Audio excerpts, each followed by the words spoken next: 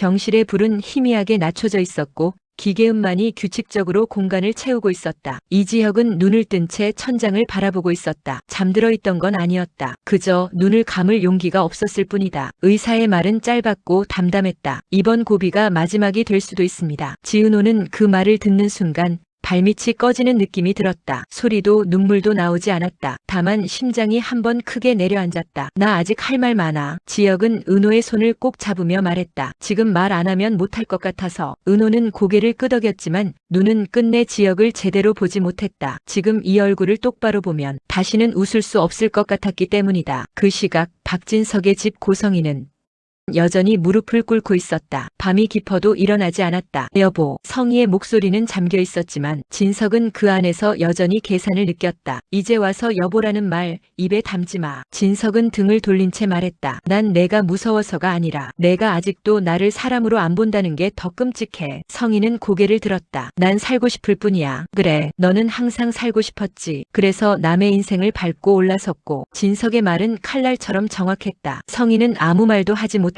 다음 날 성재는 진석에게서 호출을 받는다. 영락까지 함께였다. 이제 다 말할 때가 된 것 같아. 진석은 오래 묵힌 숨을 내쉬며 말했다. 26년 동안 내가 뭘 모르고 살았는지. 영란은 손을 꽉 쥐었다. 자신이 태어난 이유, 자신의 결혼이 왜 거래였는지 그 답을 들을 준비가 되어 있지 않았기 때문이다. 그 여자는 처음부터 끝까지 돈이었어. 사랑도 자식도 가족도 다 도구였지. 성재는 조심스럽게 물었다. 그래도 어머니잖아요. 그 말에 진석은 웃지도 화내지도 않았다. 그래서 더 잔인한 거다. 병원 복도에서 상철은 홀로 앉아 있었다. 아들이 누워있는 병실 문을 차마 열지 못한 채 여보. 다정이 옆에 앉았다. 지혁이는 우리가 생각하는 것보다 강해. 상철은 고개를 떨궜다. 강해서 버텨온 거지. 강해서 살 수 있었던 건 아니야. 그 말에 다정은 아무 말도 하지 못했다. 그날 밤 성희는 몰래 전화를 걸었다. 그 자료 아직 있죠? 상대방은 잠시 침묵하다가 말했다. 이걸 쓰면 되돌릴 수 없을 텐데요. 성희는 눈을 감았다. 이미 다 잃었어. 이제는 끌려가진 않을 거야. 전화를 끄는 성희의 얼굴엔 처음으로 두려움보다 결심이 먼저 떠올라 있었다. 그리고 그 순간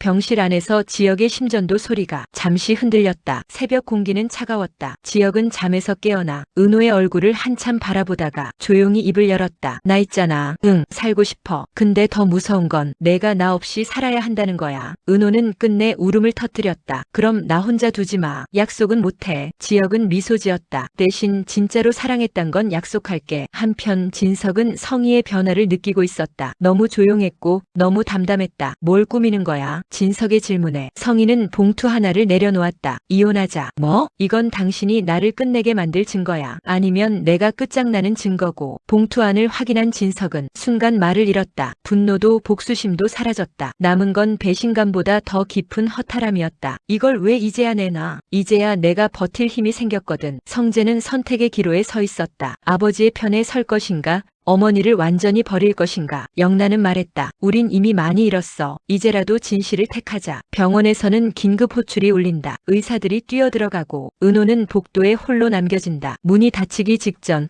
지혁의 목소리가 들린다. 은호야 고마웠어. 그 한마디에 은호는 바닥에 주저앉고 만다. 모든 인물들이 각자의 선택 앞에 서 있다. 사랑을 놓을 것인가? 증오를 택할 것인가? 진실을 드러낼 것인가? 그리고 이지혁의 시간은 점점 끝을 향해 가고 있다. 마지막 선택은 누구의 인생을 살릴 것인가? 병실 앞 복도는 숨조차 삼키게 할 만큼 조용했다. 의사들이 분주하게 오가고 은호는 문 앞에서 두 손을 꼭 쥔 채 서 있었다. 보호자분, 의사의 부름에 은호는 고개를 들었다. 그 눈빛엔 이미 수없이 무너진 흔적이 남아 있었다. 기증자가 나타났습니다. 적합 판정도 나왔어요. 지금 당장 수술에 들어가야 합니다. 그 순간 은호는 귀를 의심했다. 기적이라는 말은 늘 남의 이야기라고 생각했기 때문이다. 정말 가능한 건가요? 확률은 낮았지만 이번엔 지혁 씨 차례인 것 같습니다. 수술실 불이 켜지고 이지혁은 조용히 침대에 실려 들어갔다. 의식이 희미한 상태에서도 그는 은호를 찾았다. 은호야, 여기 있어. 안 가. 은호는 그의 손을 놓지 않았다. 이번엔 나 약속해도 되지? 지혁은 힘겹게 웃었다. 이번엔 꼭 살아서 나올게. 수술실 문이 닫히고 은호는 그 자리에 주저앉았다. 기도도 기억도 눈물도 모두 이미 써버린 뒤였다. 같은 시각 진석은 법원에서 성희와 마주 앉아 있었다. 이혼은 성립됩니다. 판사의 말에 성희는 고개를 숙였다. 더 이상 변명도 계산도 없었다. 진석은 마지막으로 말했다. 넌 내 인생을 훔쳤지만 난 내 인생까지 망치진 않겠다. 그 말은 복수보다 더 차가운 정리였다. 성희는 법정을 나서며 처음으로 혼자 남았다. 그리고 처음으로 돈이 아닌 자신을 마주했다.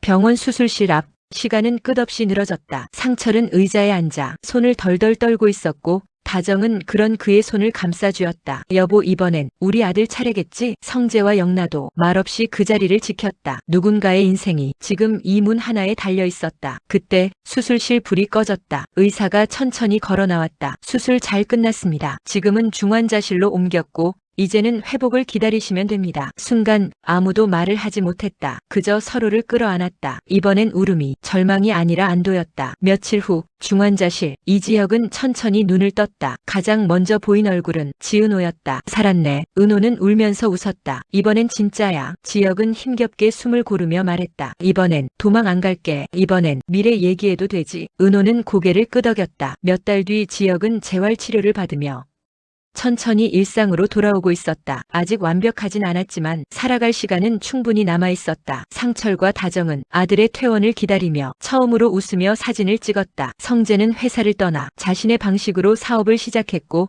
영나는 정략이 아닌 자신의 이름으로 전시회를 열었다. 성희는 작은 방에서 조용히 일하며 살아가고 있었다. 화려하진 않았지만 처음으로 거짓이 없는 삶이었다. 그리고 어느 오후 은호의 공간에 지혁이 들어선다. 여기 우리가 말하던 그 장소네. 응, 이제야 같이 왔네. 벽 한편엔 병실에서 찍은 사진 한 장이 걸려 있었다. 지혁은 그걸 바라보다가 말했다. 나 있잖아. 응? 살아있어서 다행인 게 아니라 너랑 같이 살아갈 수 있어서 다행이야. 은호는 웃으며 답했다. 이제 그 말 평생 해. 햇살이 창을 넘어 들어오고 사람들의 웃음소리가 공간을 채운다. 화려한 날들은 더 이상 권력도 돈도 아니었다. 서로의 손을 놓지 않는 평범한 하루. 그 하루가 이들에게는 가장 화려한 날이었다.